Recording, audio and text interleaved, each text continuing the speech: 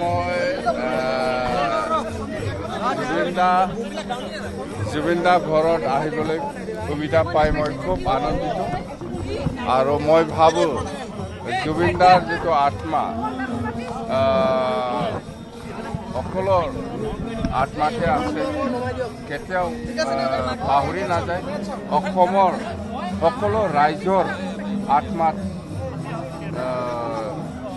চিৰস্থায়ী থাকিব, মই এইটো কামনা কৰিছোঁ মানে থাকিবই। জুবিন দাক কেতিয়াও কোনো ৰাইজে পাহৰি নাযায়, অসমৰ কোনো ব্যক্তিয়ে পাহৰি নাযাব।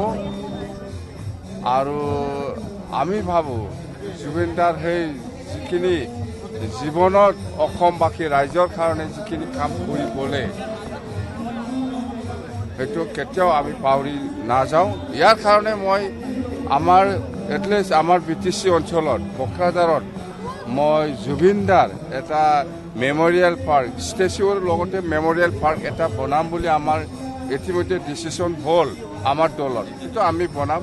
মুঠতে সেইটো কৈ আমি সমাপ্ত কৰিব নোৱাৰে। জুবিন দাৰ অসমৰ কাৰণে কি চেক্ৰিফাইচ কৰিছে, কি চেক্ৰিফাইচ কৰা নাই, সেইটো আমি কৈ পেলাই শেষ কৰিব নোৱাৰে। মুঠতে আমাৰ আত্মাত চিৰস্থায়ী থাকিব জুবিন দাৰ যিখিনি কাম কৰি গ'ল অসম বাকী ৰাইজৰ কাৰণে।